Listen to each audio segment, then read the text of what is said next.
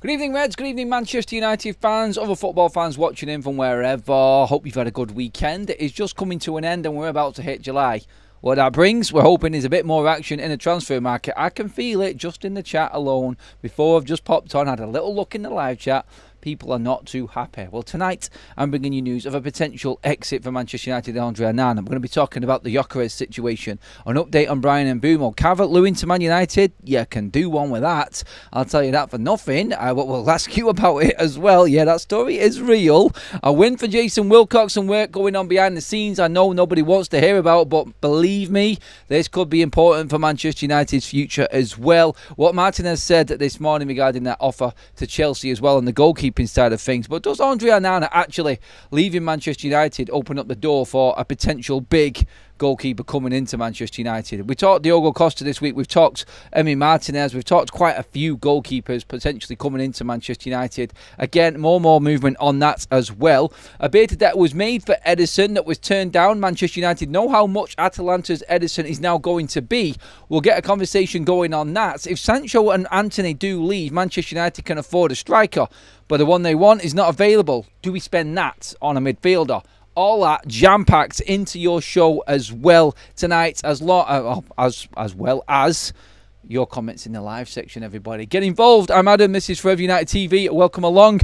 We are finishing up the week with news on Onana potentially leaving Manchester United, but not like we first thought. There are no offers. There are no bids. Could United be tempted into a loan? United putting Onana out on loan. This has changed dramatically from day one. Now, this could be complete bull. Manchester United might want to keep Onana. I'm honestly though, let's be real right now. Everything that we've seen and all the problems Manchester United have got, the club seem to be looking at it in a completely different way. I.e., what we're doing and what we're actually talking about and what's actually happening with Manchester United seems to be in line with what the fans want. We know who we need to get rid of. We know what areas of the pitch we need to improve in. So all of these stories and all of these noises from the journalists around the goalkeeping situation, I've said it all along, no smoke without fire, and I do believe that there is movement with Manchester United and Onana. I just think they've been trying to play it. I've been playing cards close to their chest here with Onana, not wanting to give too much away. Like the report I said this morning in the early morning show, Manchester United intermediaries who are negotiating deals to get players out are finding it difficult because Manchester United's need for moving players on is playing against them. That, I think, is where we're actually at the moment with Manchester United. We're struggling to get players out of the door, and they are trying to make these players actually look like they're worth something. But the word is, and the Sun reported it first of all today, earlier on, saying that Onana could potentially go out on loan for Manchester United. This is how desperate they are. Remember when we said we were looking at that wage recovery and what we could get out of the money that we could save in just getting players off the books for a year?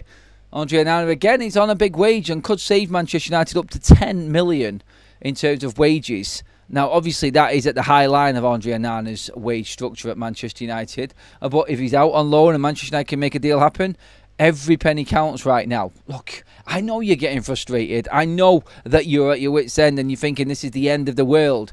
It really is a difficult time for Manchester United. But who in their right mind actually thought that we were going to be able to get things done that we wanted to get done this window without having to jump through some flaming hoops? It's always going to be difficult. Who, and I said this all along, who in their right mind as another opposition football club is going to help Manchester United out? I did a show the other night talking about Mbeumo and Brentford trying to rinse Manchester United for everything they can.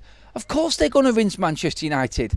Why would they want Manchester United to get back to the top and help them out by giving them their leading goal scorer? They're going to try and take advantage of Manchester United's need right now. I talked about it this morning, them intermediaries struggling to sell United players because everybody knows United are desperate to get rid of them, and they're low ball bidding us through the eyeballs. Honestly, it's unbelievable right now, and it is a struggle.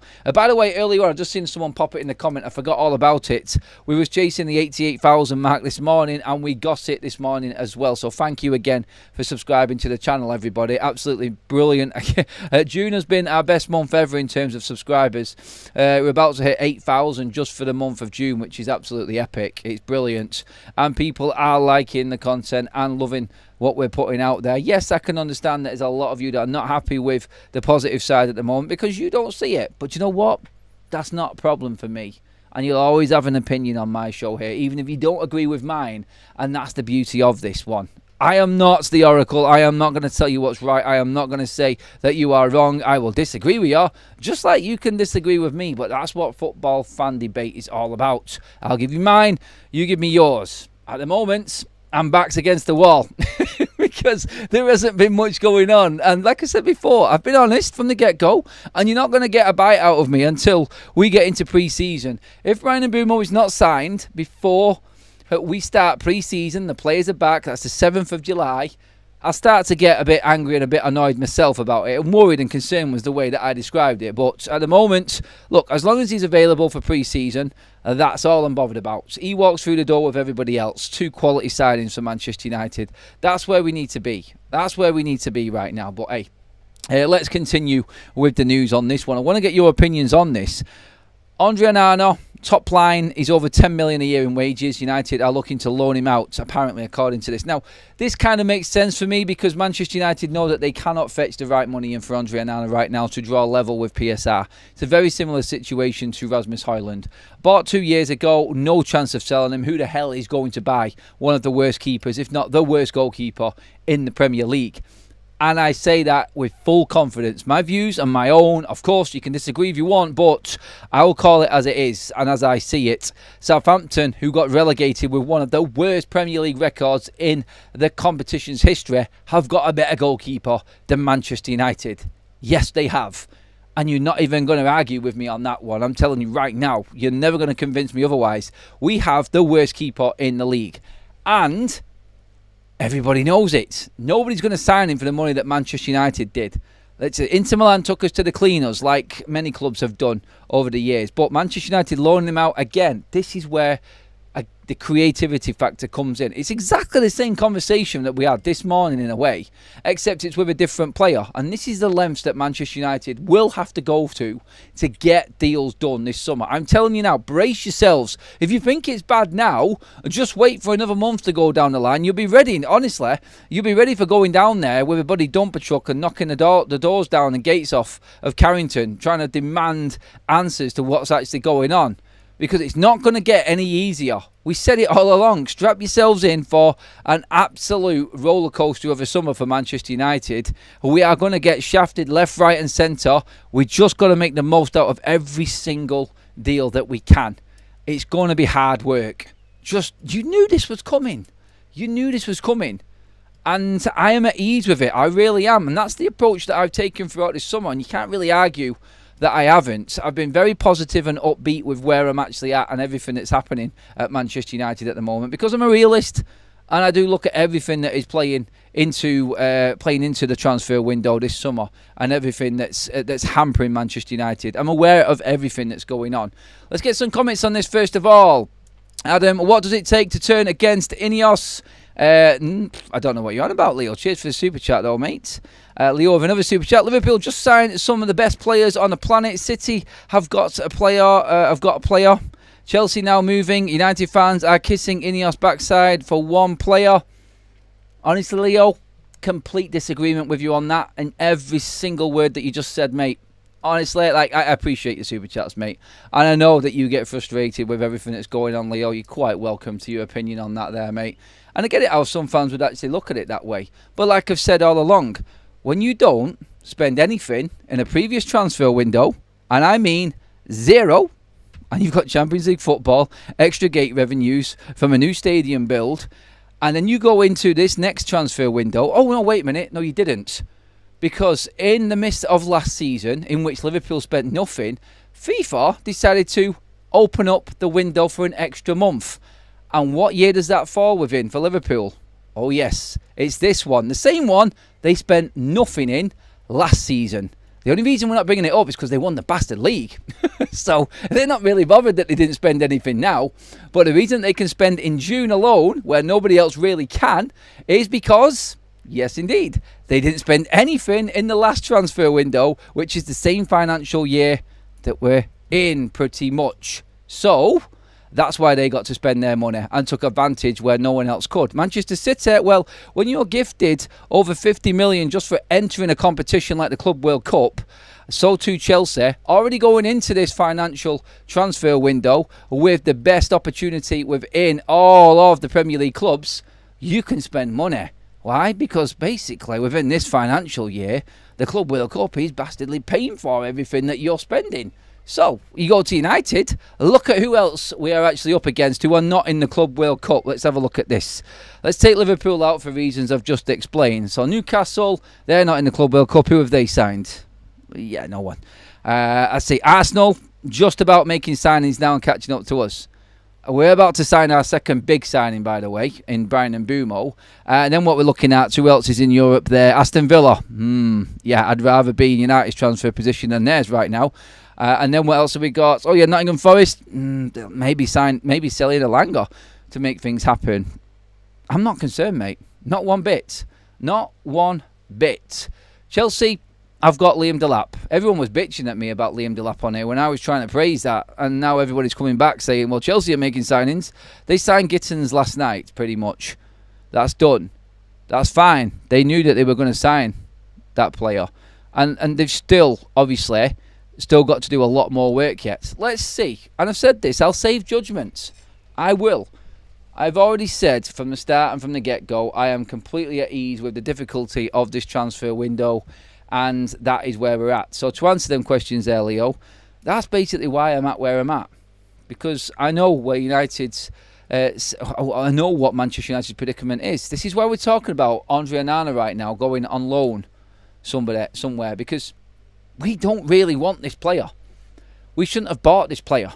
But a different regime have bought this player in one of the worst transfer windows this club has ever seen. Off the back of one of the worst transfer windows this club has ever seen.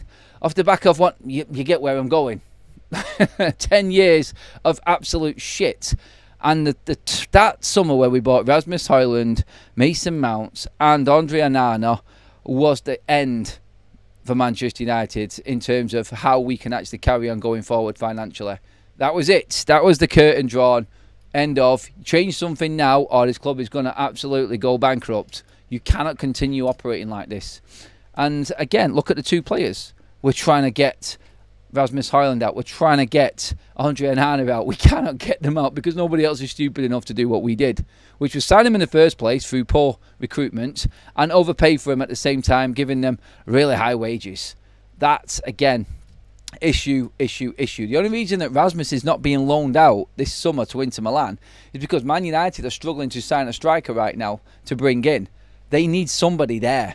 At least a body there at the moment. And that sounds desperate on its own, doesn't it? The fact that I'm talking about Rasmus Højlund staying just because we've got actual legs in that position.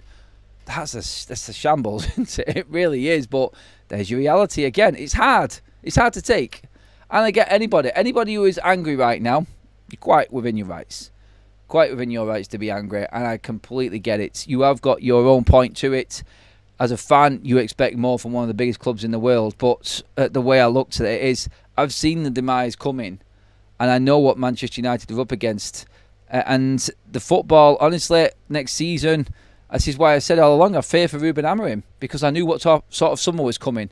And look, everybody's moaning about it. We've still not moved any player on. The situation as it is at the moment with Andre Onana is that United haven't got anybody to take him. They want to loan him out. To go into the forward situation, Manchester United do have to sell. They have to make room. They're not willing to go over budget and go into the revolving credit facility to make something happen. They've said no and they've stood their ground with it. They can spend if they want to, even without selling players. That is clear and the financial figures say that they can. But they're not going to do it. It's not going to happen. It's basically lending money on a big company credit card is what it is.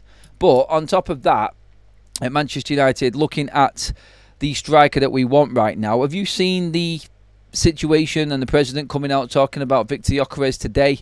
I've said all along, someone's going to take a risk on Victor Gyökeres. I don't care what the president says. You've got a player, and Romano has just come out and said that Victor Gyökeres will not go back to Sporting. He will not have it at all. Not in a million years is he going back to Sporting now. So, the president comes out today and says we are very aware of the needs of players. Victor GYOKERES, we know the situation. We will sell him. There is a price. We're not going to tell you what the price is, but I can tell you for something, he will not be going for 70 million euros. That was 60 plus 10 in add-ons. That's the words, they're my words, sorry, that has come out of the president's mouth of Sporting today. Victor GYOKERES is stuck. He is in a little nightmare of his own. And this is why Chelsea are going for João Pedro. This is why Arsenal are going for Benjamin Sesko. This is why Liverpool will probably look at Osimhen and Alexander Isak. Sorry, I forgot his name then for a minute. And that's why nobody's looking at GYOKERES at the moment, because nobody wants to go near that nightmare. No one's going to spend that much money these days, this day and age, on a 27-year-old. It needs to come down. But Sporting are not budging yet. I said it this morning, Victor GYOKERES won't move anywhere until August. Even if the season starts, I still could see a scenario where Victor GYOKERES hasn't moved. It's when it gets desperate and Sporting need to replace him, and someone's going to have to call it. Someone's going to have to call someone else's bluff on that one, and you're going to get a scenario where probably there might be a compromise with Victor GYOKERES. I don't know where he'll go. I'm hoping, obviously, United are in a position still, but we will see, won't we? Let's just keep an eye on that one, because I think that's got a long time to run yet, this transfer window. It's going to be an up and down ride for that one. Let's get some more comments on this one. So it means GYOKERES axed his legs for 2 seasons. That means that he'll force a move when the time comes. Like I just said, yes, definitely, JC. Wait till the end of the window when he starts really kicking up a stink and really wanting out of that football club. He wants out now, but can you imagine when he's not playing football and the season started?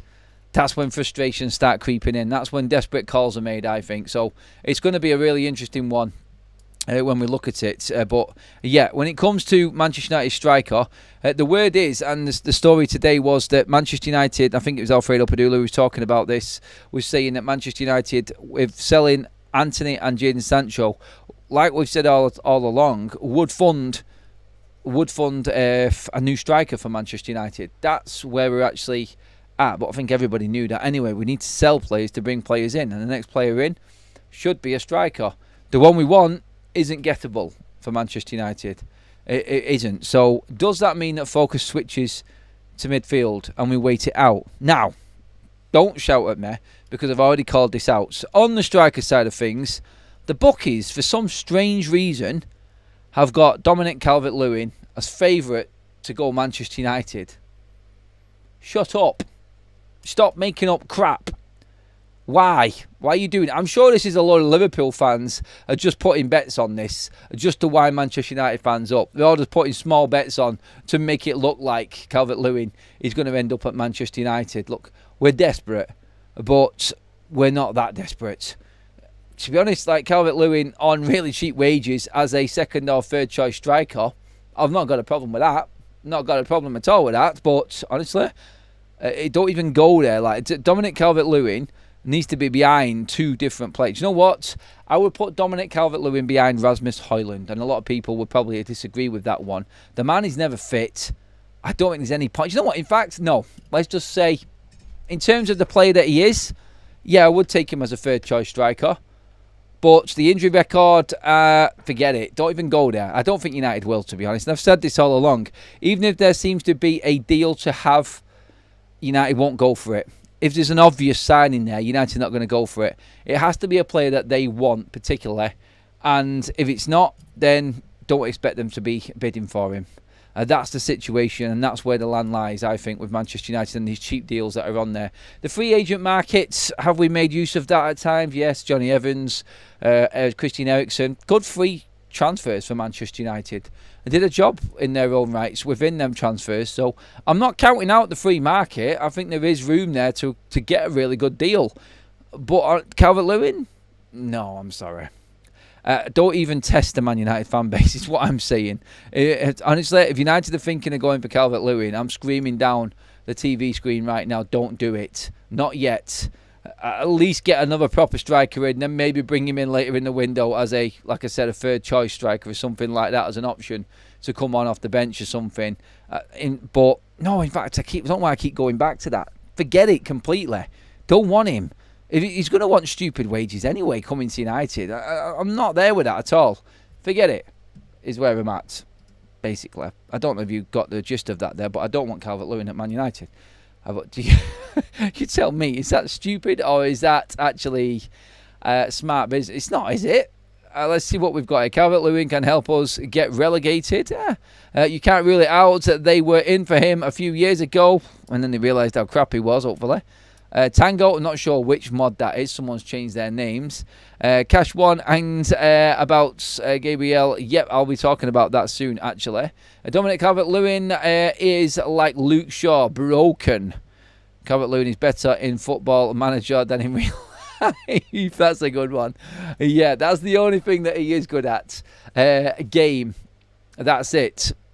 But when you look at Manchester United's desperation, when you look at everything that is happening right now with Manchester United in this transfer window, you can automatically understand why bookies would try and push this just to make something happen. It's a talking point to a certain degree, but it stops there.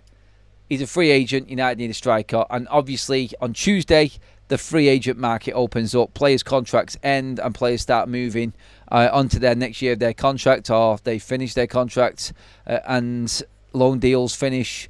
It all changes on Tuesday. So this is why this story is bumped up on a Sunday. They're making a lot out of nothing, to be honest, because I just don't see a world where Manchester United actually go in for Dominic Calvert-Lewin. That I feel is non-starter, a complete non-starter. A lot of people have said that Man United should be looking at João Pedro, but like Romano has said there, now understand Chelsea have now intensified talks to advance on João Pedro deal. That's like what Leo was saying before. He's getting angry that rivals around Man United are making moves now, and we're stuck on Mbeumo. Look, once we get Mbeumo done, we're pretty much level with everybody else, except they've got a lot more money to spend than us, so I'll be happy with just getting Mbeumo done this week and going into pre-season with them too, and then seeing what we can make happen in the transfer market with sales. But there's a lot going on there. Like, a lot of Newcastle fans are actually pissed off right now, and they can't understand what's happening with them. So when you're looking at not just Manchester United, there's a lot of other fans like wondering what's going on right now in the market.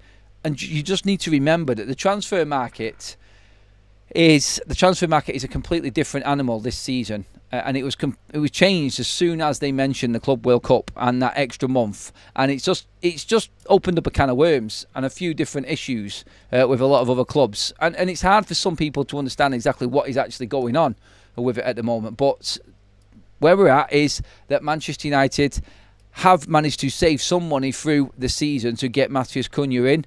I kind of think that Man United were waiting it out really with Bryan Mbeumo anyway. I think as soon as Tuesday hits, I think we'll get a massive update on Bryan Mbeumo, and this will get announced this week. I fully expect Mbeumo to be in this week, or we get a here we go this week for him. After that, then I'm with you, and I'll start to worry a little bit, but I think that's what will happen. Let's see what else we've got here. Very, very grateful and thank you, says Josh. I'm not sure what that's about. He might have been talking to someone else. The truth that there has been no communication between Arsenal and Leipzig yet. There have been no developments for weeks. I don't think that is the case, to be honest. That's Bill who is saying that. And trust me, Builder about as reliable as choose a publication in England. That's what we're saying. This is Bill who is saying that Manchester United were going to go in for Sesko. So, yeah, make what you want of that one. I've seen that one pop up a couple of times today as well. There has been communication between Sesko and Arsenal, and we know this for certain. But look, what do we believe? What do we believe? Thank you, Andy, absolute legend. 5 gifted memberships. Thank you, everyone who does donate anything to the channel. And if you have been donated a membership, please make sure that you thank that person in the chats who has given you a membership. Thank you so much, Andy. Again, absolute legend, my friend. Love that. I want to move on as well. Obviously, the Bryan Mbeumo situation will develop this week. There are loads of reports saying that Manchester United are going to get towards the add-ons. Brentford just want this structure of the deal to be different than what Manchester United proposed. The money is there. There's going to be some more in add-ons that United don't have to pay up front, but the structure and the upfront fee is where they're adding it up here. They want it in instalments. They want it pretty much like what Wolves have got, with instalments over 3 years and stuff like that. That's where it's at. The confidence is still there that it's expected. Manchester United do have a medical provisionally booked in this week for Bryan Mbeumo. Everybody starts to come back off holiday this week for the players that weren't on international duty and have had the full summer off. Some of the international players are a few days later. And obviously the Club World Cup players, well, yeah, they're out there playing anyway, so you're not going to get much of a break for them players. But that gets wrapped up in about a week's time anyway, the Club World Cup. So they'll then start having their breaks and probably come back towards the back end of July, early August. So that affecting the tours and pre-season a little bit for them teams. But still, we're at the situation where we're at now with Bryan Mbeumo, and nothing has changed. United are expected to get that finalised this week, as the word going around right now. And confidence is there. In terms of the goalkeeping side of things as well, we was talking about Onana at the top of the show. Chelsea were offered Emi Martinez, and this news was about this morning, and he said he's waiting for Manchester United. Doesn't want Chelsea because he wants Manchester United. It's great news that we've got really good players like that who actually want Manchester United. The reality, like we've just been speaking about, is we cannot afford them. And until people move, like Onana, like Sancho, like Rashford, like Anthony and Garnacho, we're not going to get them in. That is going to be our problem throughout this window. And that's why I said brace yourself. That's why I sort of laid the foundation for the show by saying just be ready for, I feel, a little bit more, I won't call it misery because I think we've done good, like I said, but still, there's going to be a little bit more frustration in this transfer window yet. And you'll see many of fans losing the plot over it. Fair enough. Go for it. You won't see me losing the plot, though. Only when someone comes out and tells me now that Manchester United have not got Bryan Mbeumo. That would be the only time that I lose my shit. But I know, from what I've been said, Bryan Mbeumo will get done. Brentford have they've played a cracker. This deal should have been wrapped up a while ago, but Brentford are actually, they're ripping Manchester United a little bit at the moment. They're trying to get every tiny little bit out of this deal, and that's why it's dragging on. But we know that Mbeumo wants United, and that has not changed. Like we said this morning, Manchester United's bound Bryan Mbeumo has turned down other offers from other clubs just to go to Manchester United, and them offers have been more apparently than what Manchester United have offered. Josh says that since we can't fix every position in one window, what areas do you reckon we can hold out on for a season? Right wing back, centre back, worst case scenario, midfield over striker. We need the striker. We do. I don't want United to be in a world where we're forcing Chido into this team. He needs time to develop. I need another striker there working with Rasmus behind him and then Chido behind him. If Chido gets better and moves forward ahead of Rasmus in time and proves to us all that he is that player ready to go at age 17, I would love that to happen. Again, though, I'm being real. I don't see it happening. So that's where I'm at in terms of priorities right now. I'd love to get Martinez, especially if we can get him for 20 million. Indeed. If you're asking me right now what goalkeeper Man United go for, by the way, and who would more likely sign out of everyone that's been linked with us, I actually do think it's Diogo Costa because of that Ruben factor and Ruben actually speaking to him. I do think there is a similarity in prices with Martinez and Costa. Martinez has gone cold a little bit. It is all his agent and his side pushing the deal. And I would love Emi at Man United. Diogo Costa, I think, for Ruben, fits the bill more. And you've got a lot more longevity in Costa. I get that. I just didn't think United would be able to get Costa. And at the time when Martinez was on the table, he was my number one. I would take him. But if Costa is there and we can get him and he wants to come, then the sensible move is Costa. Because I think his wages would be cheaper as well. And like I said before, like I am being real here. I know what United are up against. It makes sense to bring in the younger player that has got just as much experience in Europe and at the highest level. I think it works for Manchester United to do that deal rather than Martinez. And it pains me to say that because I would jump at the chance to get Martinez. Look, if Costa's off the table, then Martinez is the top man. I just didn't think we would ever be in a world where we could afford Diogo Costa or United would go for him. I was looking at the Emi Martinez situation out of pure desperation from Villa, that there's an opportunity for Manchester United to actually steal in here and get a really good deal, a cut price deal for Martinez. All on board with that, but I'm not going to pay 40 million for Emi Martinez, and I have said that all along. That's too expensive. If he's 20-25 million, let's make it happen. We cannot blow 40 million on a goalkeeper like that, though. Look, get me wrong. Like, if United win the Champions League, we were doing great and we had a load of other positions actually covered, I'd spend that money on him, because I know that Manchester United are going to be consistently playing at the highest level. I've not got a problem with that. But I do know where United are at right now, which is in the pits, and we need a hell of a lot of other positions sorting as well. And if we are going to change a goalkeeper, and the options there to us are one that's probably going to last us longer, then I would go with that. I think it makes better sense, particularly if they're the same price. Now, if Martinez is a lot cheaper, you go for him. But what I know is, and what I've read and what people have said, Martinez is going to be around the 40 million mark, and that just doesn't work for Manchester United. As much as I hate to say it, it does not work. Kanaseki, the Atalanta keeper, we spoke about him the other day. Not happening because Atalanta have upped the price. And I said this and I talked about this. But alongside Kanaseki, is Ederson. Now, word has come out today, and a report has come out today on Manchester United's approach to Atalanta to buy Ederson last season. United offered 50 million. Now, I remember the reports.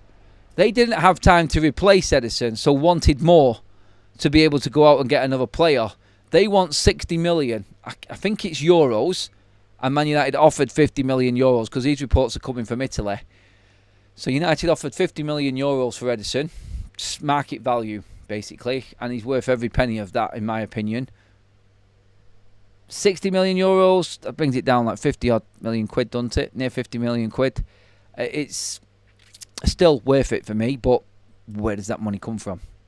And again, the question was asked to me a moment ago, like priorities, position priorities for Manchester United. You look at striker and midfielder. Right now, do we need a world-class striker more than a world-class midfielder? That's a cracking question. What have we got in them areas that could cover us not getting either one? So, for instance, striker. Have we got anybody to step in? We look automatically to Rasmus Højlund and then a 17-year-old Chido, and you'd go, that surely is the most desperation position in our squad right now that we need. And some people would argue, well, if you buy Mbeumo, you've got Cunha and Mbeumo who can both play 9 and alternates. You've got Bruno who can play a 9. Surely Rasmus is going to get better with better players around him. That's what people have been telling me. But then you go into midfield. Have we got an 8 in our side? We have not. And that is the killer right there. That's the moment when you say, actually, maybe the midfielder is more important than the striker. Now, I've said all along that I want the striker. I just don't want to see Rasmus Højlund being number 1. That's it, really. But the midfielder is a killer position for Manchester United, because we have not got a natural 8 in our side. Bruno can play it, but Bruno's so used to being versatile now, I don't think you can rely on him to play one position perfectly anymore. He has his moments here and there, and he is so influential. I think he's playing all over the place for Ruben right now. But the 8, the ball-carrying midfielder, that could be massive for Manchester United. I think there's a lot of people that would say, you know what, wait it on the striker. Wait it out. You've got a few players there that could do a job for Manchester United. Don't bring another one in. Some people would say, well, why don't we just loan someone in or get someone cheap? And I'm telling you right bleeding now, that's why Man United are top and favourites to take freaking Calvert-Lewin. Bringing anyone in. But Ederson in midfield for 60 million? That's your midfielder sorted then for the future. That's your number 1 player. He starts every single game. That's how important he is. You would have Ederson alongside Bruno Fernandes in the 8 and the 6. Both 8s, both 6s. You know how Ruben plays it. You'd have Mbeumo and Cunha probably interchanging. What have you got then on the right-hand side? Well, don't see Dalot being out constantly. I think Ruben would play him on the right and then bring Ahmad in and maybe put one of Cunha and Mbeumo up as a number 9. With Rasmus Højlund waiting in the wings. It still brings us a different dynamic. And I tell you something, Ahmad, Cunha and Mbeumo as a front 3 is a lot better than what we had last season as well. Not ideal, but if the player isn't there to bring in, should United just be going buying anybody? That's the other question when it comes to up front. Because we just talked about Victor GYOKERES. Maybe United wait it out. Get your proper number 8 in, your central midfielder, your box-to-box engine. Ederson has got one of the best engines in European football. You only have to watch him play or listen to what the experts say about Ederson. He's an absolutely brilliant player. And he would change the dynamics of our midfield instantly, like that. If you bring him in, then Manchester United would interchange the front line. But maybe, like I said before, wait it out until the end of the window to see what happens with Victor GYOKERES. I've just seen a super chat come in which led me perfectly into the next one. Quickly, first of all, though, Cal says, even if we think Bruno can play 8, he isn't a ball carrier. He's a passer, so he won't get us up the pitch carrying the ball. He won't carry the ball. He will carry it, but not carry it, if you get what I mean by that. He will look for that quick pass, which is why Ruben played him deeper, because we had no one else to play through the lines quickly. Bruno was the only one willing to play the risk ball, so he put him in there out of desperation.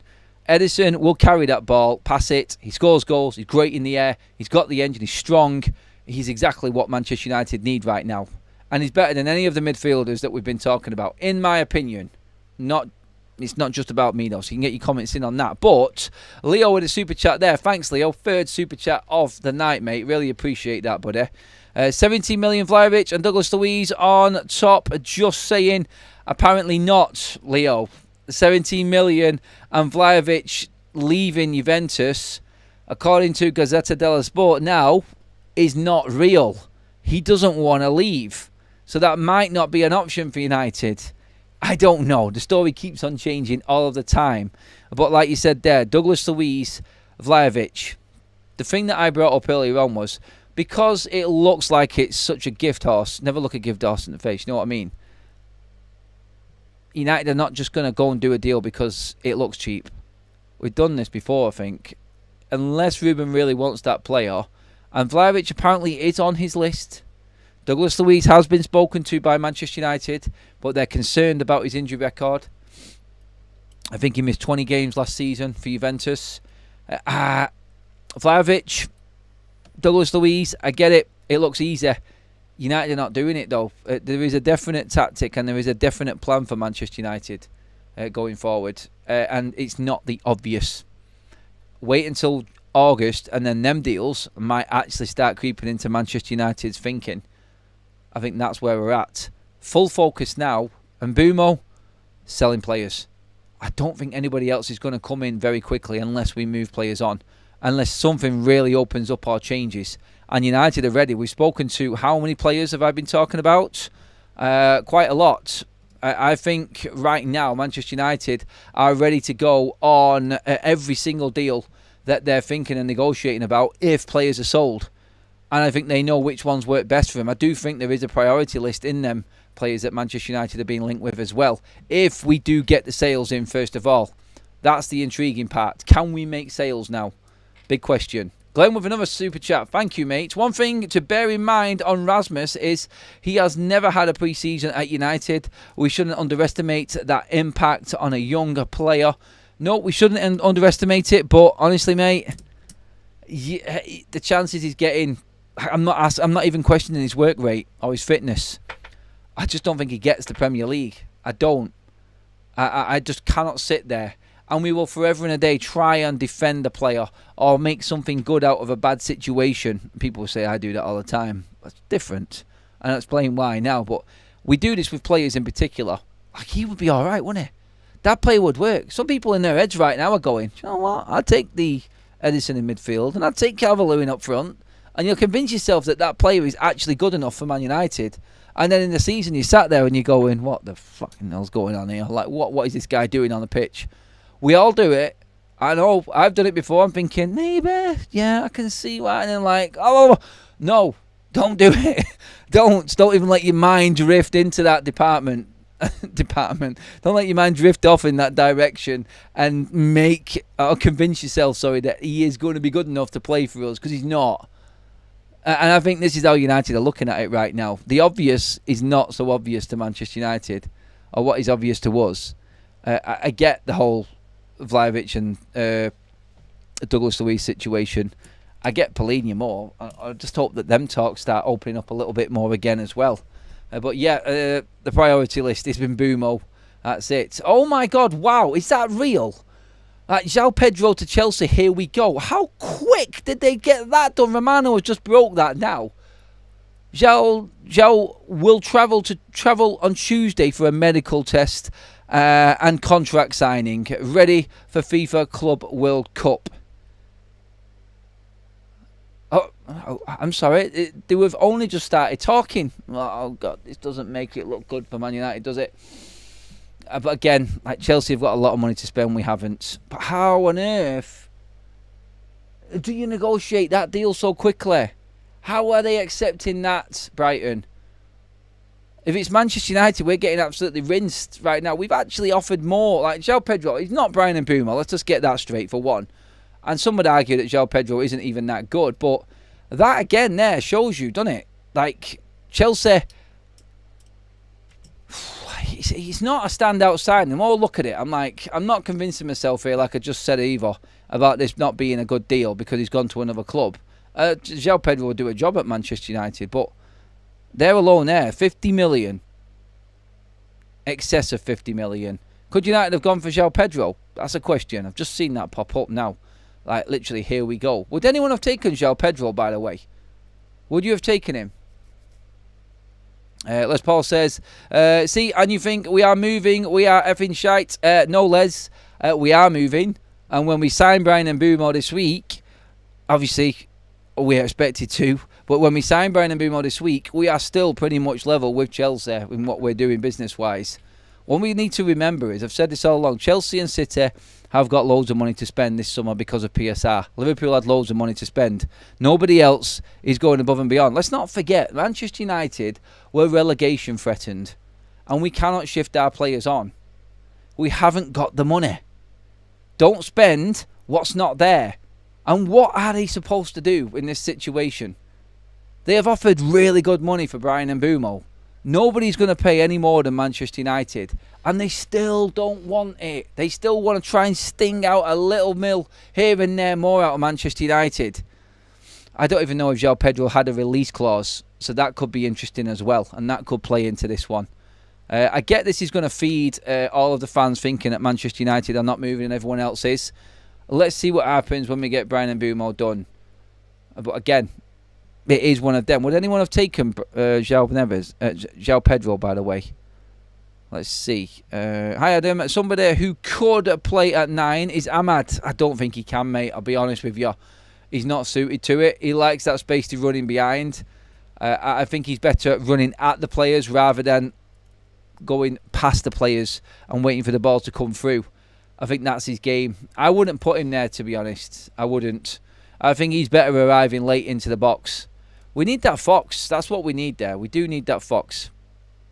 Who is João Pedro? Brighton striker.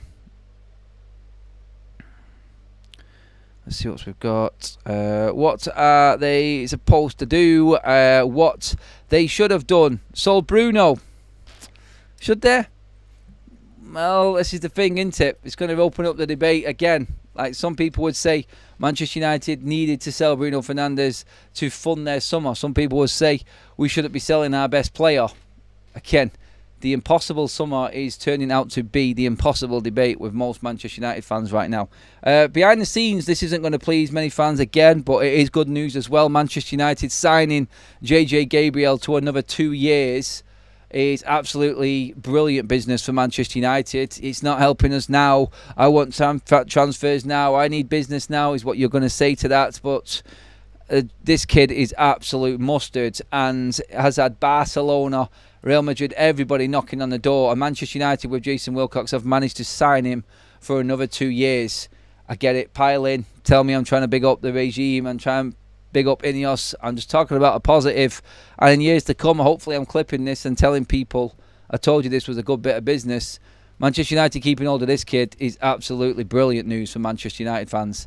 And in the middle of a transfer window, it's going to seem very, very tiny and minuscule and really not really impact anything. But this could be big for our future at Manchester United. That's all I'm saying. That's all I'm saying. The poll that's been running, what is most important to you right now? Selling players, buying players? See, 75% of you have said selling players is more important. Yeah, I'm getting pelters from everybody saying we're not moving and bringing players in. Where is that 75% in the chat to back me up? It's all right staying in a poll, but everybody wants to have a go at me is in the chat right now, having their say, saying we're not moving anywhere. But I'm not getting any backing. You're becoming a little delusional. There's another one. Thank you. Obviously, just trying to look at positives, but yeah, go ahead. Thanks, Michael. David, if we can't sell Sancho, don't think we should just not let him play football for a whole season. Again, like United's finances, people moaning about not being able to bring players in. Why are we not bringing players in? People wanting Sancho to rot and not get anything for him. We need to sell him. He needs to go one way or the other because we're in that much of a situation and a hole right now. Brits Abroad with the super chat. Hi Adam, I'm convinced once United will buy 2 strikers, I'm thinking we will go for Vlahovic and then GYOKERES. It will all move. Oh, sorry, that's just gone off my screen there. Sorry. It will all move once the Antony deal goes through. I mean, when Antony goes through, it will open up quite a bit of room for Manchester United financially. It will. It will. And we know it will. Let's see. Bring him on pre-season. Let him train. That's JJ Gabriel. Onana doesn't want to leave. He just encouraged his Cameroon teammates Mbeumo to join United. Why would he want to leave us now? Well, that's when I would say that United do need to step up. And like I said, I've been defending the regime in terms of what's happening financially and the players we've got right now. But one thing that United can do is definitely get Andre Onana out the door on a loan, which is why we're talking about it now. I don't care if he's brought in Brian Mbeumo. Thank you. Move on. See you later. Carl agreed. We should have sold Bruno. We bought 2 players in his position, and after after an 8, I don't get why we're focused on buying in his position if we wanted him to stay so badly. Influence and what this player is. I'm on a losing battle tonight. I'm going to have to accept defeat tonight with everybody. I'm being absolutely beaten from pillar to post here. I daren't try and make a positive out of this one right now. I think I'm going to have to give you all the win, unfortunately, in terms of this not being the best situation right now. I can't defend what is happening with other clubs because they've got more money than us, but nobody wants to listen to that. Level with Chelsea. Chelsea signed Quenda.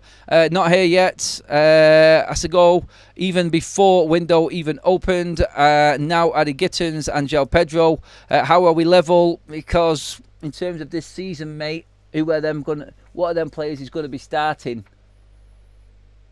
Who? João Pedro's going to be competing with Delap. Yeah, I'm talking about the starting level, where Manchester United are at. Relegation, no Champions League football. You've got to put that into the equation. United are doing well with where we're at and where we finished last season. We are. We've seen this dance before. Says, Les, honestly, mate, I'm not going to try and convince you, pal. I know you've made your mind up, mate. It's all right. Don't worry about it, mate. We'll have to see how the window pans out, and then we might have to make a decision on what our good window is probably at the end of it, but I get what you're saying completely. I'm not going to be able to convince many people tonight. Whenever clubs start signing players, it automatically just goes into your heads as a fan. It does with mine as well, to be honest. It's gutting. It really is. I don't like it. I'd rather it be us, but look, at the end of the day, look, Manchester United, I know, are absolutely saddled with the burden of real poor recruitment from years gone by.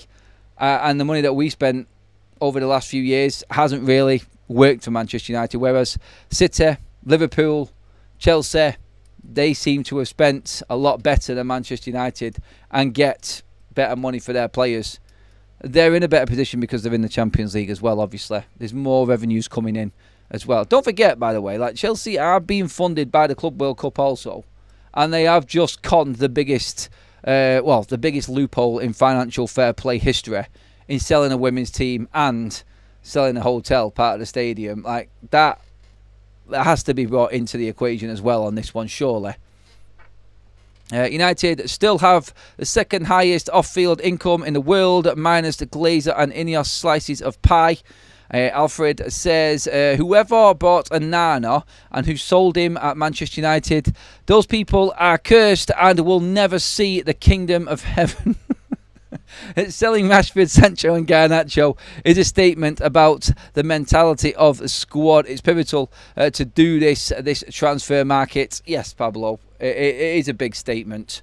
And selling players right now is probably just as big as bringing players in for Manchester United. In fact, it is bigger because the only way we bring players in is if we sell players right now. So, yeah, we have to focus on moving players out. It's as simple as that. We're not going to get anywhere unless we do. Thank you, everybody, for all the likes on the video. Great debate again tonight on the show. Please do give the video a like. Look, sometimes I will accept defeat. And I accept defeat tonight in that I'm not going to convince you. When other clubs are doing business and United still haven't signed Brian Mbeumo, I expect the backlash. It's totally fine, everybody. I appreciate all of your comments in the chat, as always. It's what I love. It's football debate, isn't it? Nobody's right. Everybody has a say. And we talk about it. We'll see what happens. The week may change and tomorrow might be a completely different vibe. We might have signed someone tomorrow. Play to God we do.